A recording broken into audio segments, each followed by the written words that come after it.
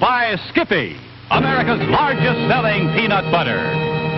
If you like peanuts, you'll like Skippy. And here's your host, Art Baker. Well, howdy, folks. Say, it was fun. It was exciting, an unforgettable experience. But am I glad to be back in my U.S. Foreign office in the good old USA. Now, during the summer, we repeated 12 shows. And the reason we did, so that our camera crews and myself could travel through the world. That was to film many of the unusual international features that you've asked for. Oh, let's see. We kissed the Blarney Stone in Ireland. We went over to England and to Denmark and Holland, down through Germany, little Switzerland, through France, Spain, over in Italy, down in Africa, and, Monte Carlo here. So here we go with the all-new You Ask For It with the international flavor. And here's our first request. Mrs. Peter Winnick of Buffalo, New York, asked for it. She wrote, an illustrated French magazine showed some breathtaking photos of a knife thrower who threw his sharp cutlery at a pretty girl spinning on a wheel, while he balanced himself precariously on a slack wire. To me, that is pouring danger on top of danger, but I'm asking for it. Mrs. Winnick, from London, England, one of Europe's most celebrated thrill acts, Elizabeth and Collins. You ask for it. Now, here is a target for you that's well worth missing. Now the knives, one by one, circling her head. Steel points, needle sharp, nerves of steel.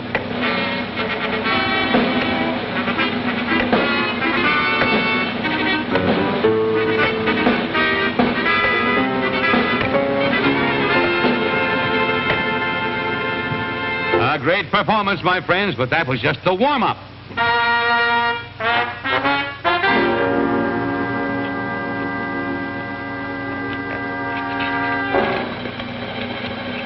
Now watch this. One knife as a marker, and she rests her neck on that blade.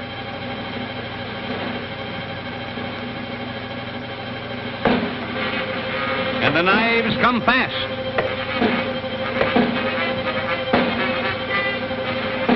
Closer and closer. Talking about sticking your neck out. Wow.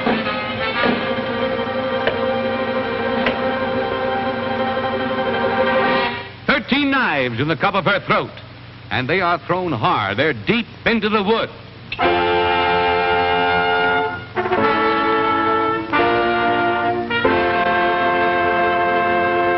Now up to the spinning wheel for an incredible demonstration of split-second timing and some courage.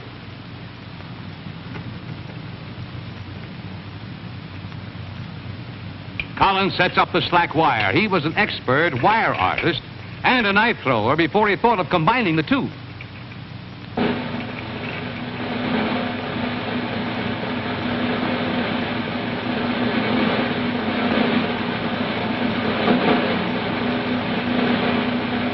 Six years of practice, 5 hours a day before he was ready for a revolving human target. And the wheel spins.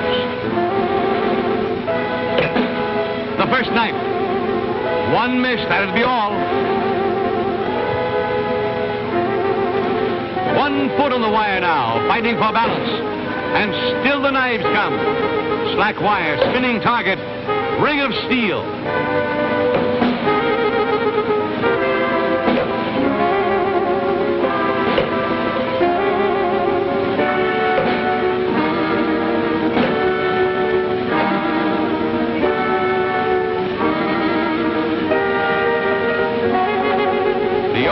In the world that combines slack wire with a rotating human target.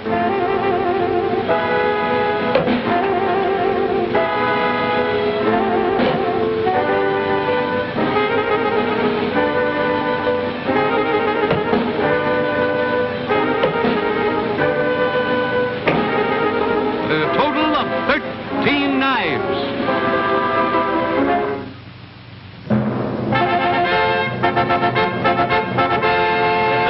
And Connors. And Mrs. Wyrick, you can imagine how I felt looking over this night artist's shoulder there as he poured danger on top of danger. You asked for it.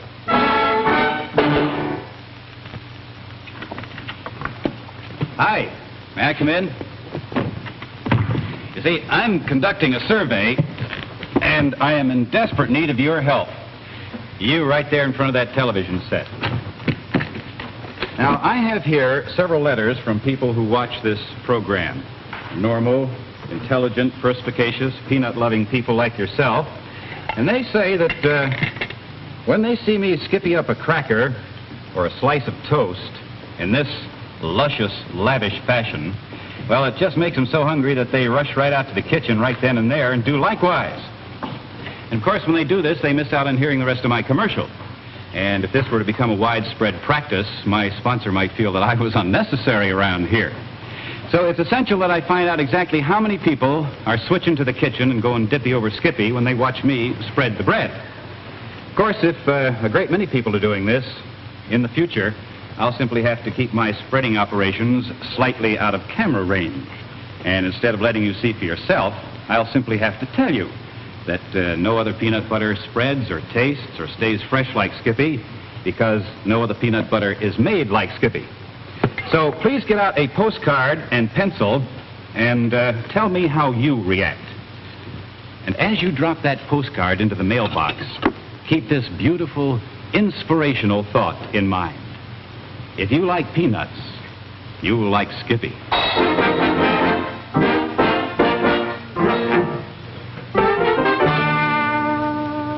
This, my friends, is a trap. Yes, it provides a crude but a very effective means of capturing one of the most grotesque and fabulous monsters of the deep. Mrs. Karen Foster of Seattle, Washington, asked for it. She writes, can you imagine anyone making his living as an octopus trapper? Well, there's a man named Ben Frick here in the state of Washington who does, and I, for one, would just love to know how he managed to catch those grotesque things. Well, Mrs. Foster, an octopus trapper was a new one on us until you asked for it. So when our cameras located Mr. Frick up in this region here, I asked him some questions from the safe distance of 1,500 miles. Hello, Mr. Baker, and greetings from Dungeness on the Straits of Warnafuga, right across from Victoria, British Columbia. Well, Ben, how big are these octopi you catch? Oh, I've caught them up to 110 pounds. Of course, they don't all learn that large. That's a relief. Now, look, when you have them in the traps once, the question is, how do you get them out? That's easy. I do that with my bare hands. Now, if you cameras will follow me out there, I'll show you how it's done. Good. Let's go, Teddy. Come on, Teddy. Come on, let's go. That's fine. Now, the dog always goes along. Ben has 3 octopus trap lines, each 1,000 feet long, with 20 traps on each line. There are 60 traps in all, see? He checks them every day, and he has his work cut out for him, but he loves it. You know, I don't think I've ever met a more delightful fellow.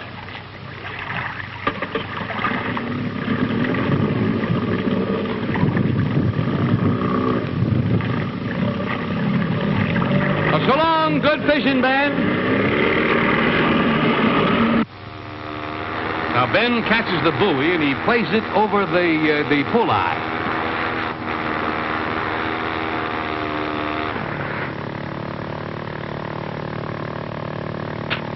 Yeah, there's absolutely no bait in the traps there. And after a good meal, he likes to hole up in caves and crevices.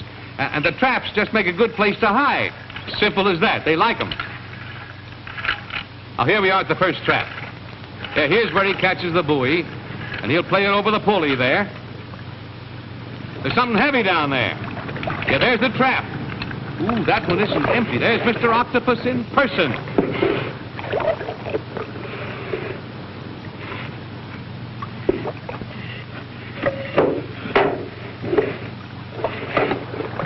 Look how he hangs on with those powerful suction cups. Come on, Junior, out you go. Now, Ben sometimes pulled up a trap with 1 octopus inside and 2 more clinging on the outside. Okay, Junior, let's have a look at you here. Well, it looks pretty big to me. That's big enough. How'd you like to meet up with one of those in a dark night? Well, Ben knows how to handle them, though. You know, this is one place I'd hate to get all wrapped up in my job. You see what I mean? Those suction cups.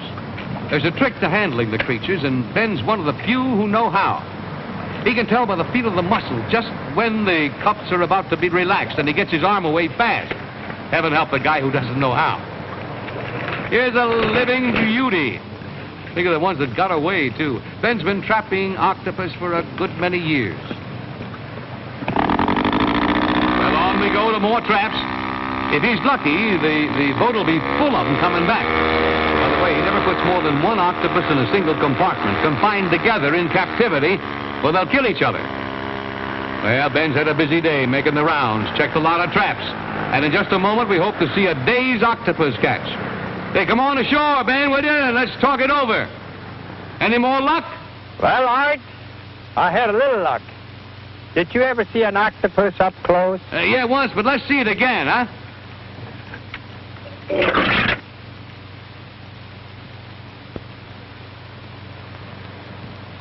You'll notice that he has very prominent eyes attached to his body. I don't see any eyes, Ben. Where are the eyes?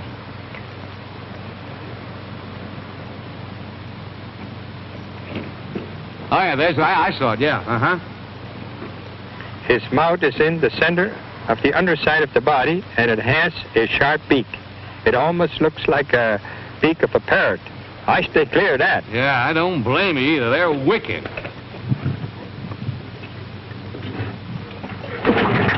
Would you like to see this octopus move on land? That would be a sight, yeah. I'll show you.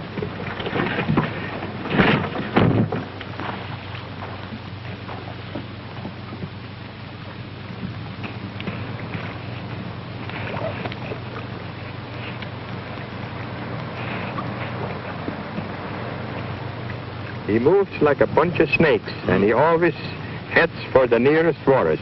And of course, he sometimes shoots out a brownish ink as a means of protection. In deep water, he moves by means of a sort of jet propulsion, taking the seawater through his gills to move himself forward. Uh-huh. Well, Art, it looks like today's entire catch is just about ready to go on display. How would you like to see about 300 pounds of octopus all at once? That we'd like, yeah. Well, that's a typical day's catch, Art. I'll now prepare them for the market. And tomorrow, the next day, they'll probably be served in Seattle and other Northwest cities. Thanks a lot, Art, for sending your cameras to visit with us. Goodbye. Well, Mrs. Foster, I think that this Mr. Frick earns every penny he can make at octopus trapping, don't you? Well, after all, you asked for it. Ladies and gentlemen, for a daring ride on the most thrilling and the most daring roller coaster within the continental limits of these United States, a ride for 25 cents, a quarter part of a dollar. How many would you have, mister, for a thrilling ride on the roller coaster? 2, please. 8, 2. 2, please. There you are, sir. Have a good time, young man. Have a good time. I shall. The reason I took 2 is because 2 of us are going to take this ride here. Here's a letter that comes from Mrs. Stewart Bailey of Cincinnati, Ohio. I got a kick out of this. She said, would you please take me for a ride by means of a moving picture camera in the front seat on the most daring and exciting roller coaster in America? Uh-huh. If both of us are going to go for a ride. All right, Mrs. Bailey, you think you're going to sit back there at home kind of clutching the Davenport? No, sir. This is, believe me, one ride you'll never forget. Will you come along with me, Mrs. Bailey? All right, step in. You first, please. Anybody else? Anybody else? 25 cents for a ride on the roller coaster. Anybody else? 25 cents, please.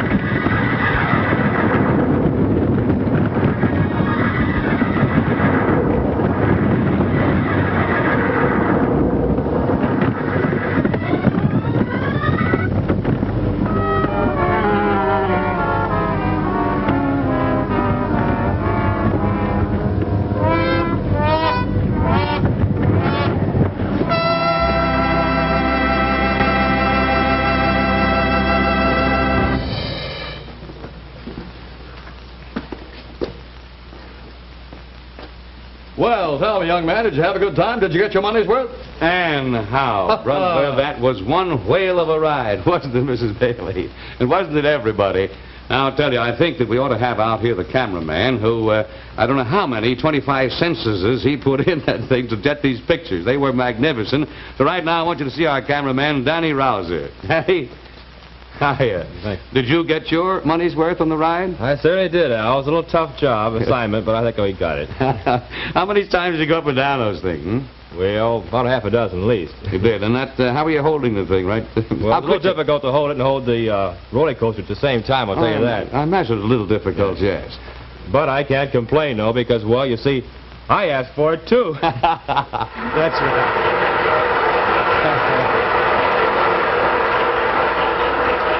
And that reminds me, my friends, that nothing happens on this show unless you ask for it. Now, who would ever think of asking to have a roller coaster ride at home in the living room, the Davenport, but Mrs. Bailey did. You may have quite an idea of the unusual, the thing maybe you want to see repeated. That's what we're here for, to obey your commands. You're the boss of this show, and it's a delight, believe, to follow your request. So get busy, put on your thinking cap, give us a challenge, give us something unusual. Here's our address. Jot it down now, because maybe you haven't got an idea now, but you will tomorrow. Here it is. You asked for it.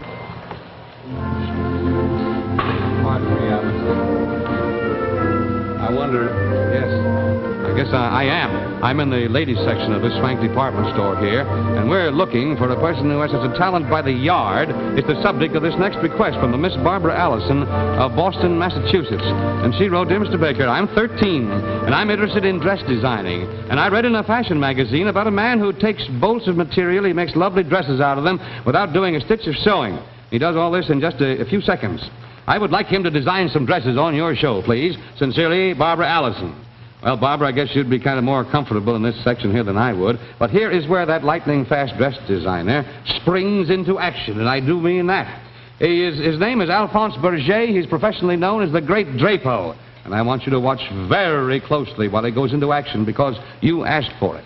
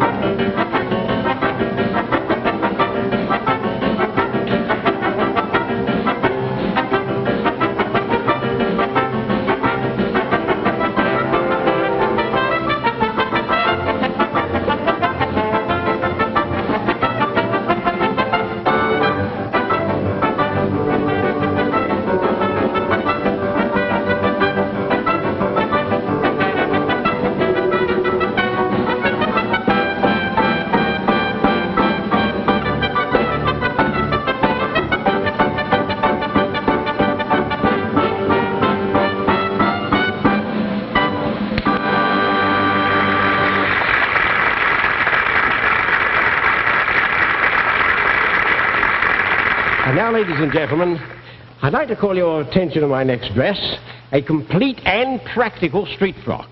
One straight length of material, no pins, completed in about 30 seconds. Watch it.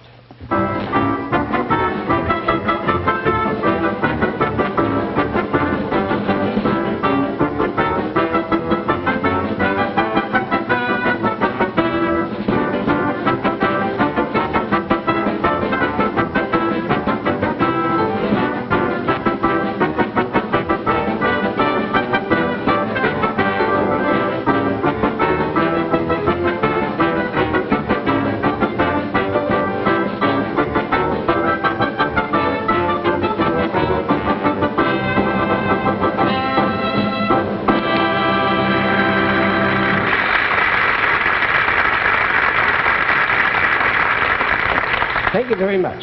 Now, ladies and gentlemen, I'm going to make 3 entirely different types of dresses. Now, let's see how long it takes to make 3. I hope you like them. S'il vous plaît, monsieur, merci.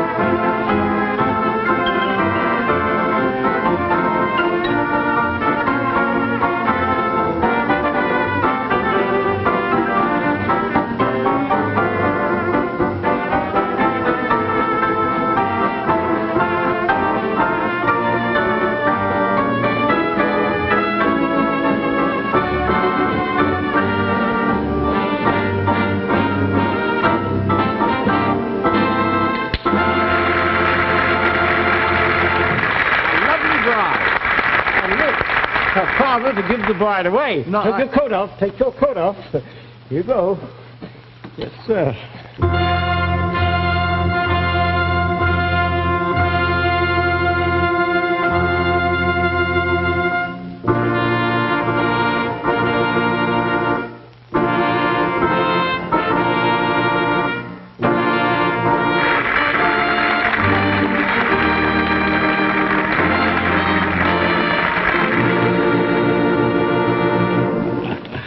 Well, yes, sir. There you saw, Barbara, the world's fastest dress designer, believe me, the great Drapo. And I feel indebted to you, too, Barbara. I feel very, very elegant because you asked for it. Well, I see time is up. And so now, on behalf of our sponsor, Skippy, America's largest selling peanut butter, I'll say so long. See you next week. ABC, the American Broadcasting Company.